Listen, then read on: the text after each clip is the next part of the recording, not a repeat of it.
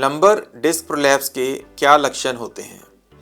दोस्तों, lumbar disc prolapse या slip disc एक बहुत ही कॉमन बीमारी है। आमतौर पे मरीज इसमें हमारे पास कमर दर्द की कंप्लेंट लेके आते हैं। अब ये कमर दर्द एक्यूट भी हो सकता है, क्रॉनिक भी हो सकता है। एक्यूट का मतलब होता है जब फर्स्ट टाइम जैसे लंबर डिस्क प्रोलैप्स होता है तो बहुत गंभीर कमर दर्द होता है, जिसके कारण मरीज आमतौर पे खड़ा भी नहीं हो पाता और उसको लेटना पड़ जाता है। लेकिन ये कमर दर्द कुछ दिनों बाद ठीक हो जाता है।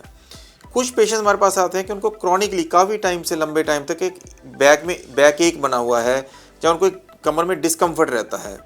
और ये कमर दर्द किस तरह का होता है? ये कमर दर्द आमतौर पे बैठने से बढ़ता है, खड़े रहने से बढ़ जाता है, चलने से बढ़ जाता है।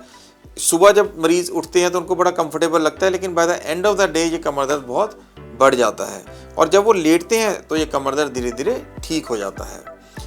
उसी तरह जब डिस्क प्रोलैप्स और ज़्यादा बढ़ जाता है और ये डिस्क प्रोलैप्स आके नसों को टच करने लग जाता है तो ये कमर दर्द नीचे शियाटिका के रूप में टांग की तरफ जाना शुरू हो जाता है।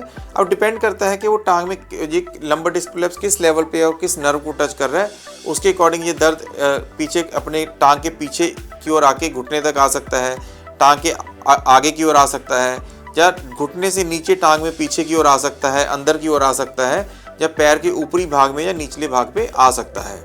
इस दर्द के साथ साथ पैर में झुनझुनी होना, सुनपन होना या कमज़ोरी भी हो सकती है। कई बार पैर सुन्न हो जाता है और मरीज को ऐसे लगता है जैसे कि वो कॉटन के ऊपर चल रहा हो। अगर डिस्क प्रोलैप्स और गंभीर हो जाता है तो कई बार हमारे पेशाब या लैट्रिन की नसें भी दब जाती हैं, जिसके कारण पेशाब या लैट्रिन में भी रुकावट आ सकती है। कई बार एक जनरलाइज्ड डिस्क प्रोलैप्स होता है, जिसके कारण स्पाइन के अंदर नसों के लिए जगह कम हो जाती है।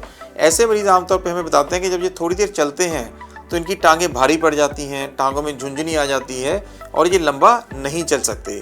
इसको हम न्यूरोजेनिक क्लॉडिकेशन कहते हैं और ये भी डिस्क प्रोलैप्स का ही एक लक्षण होता है।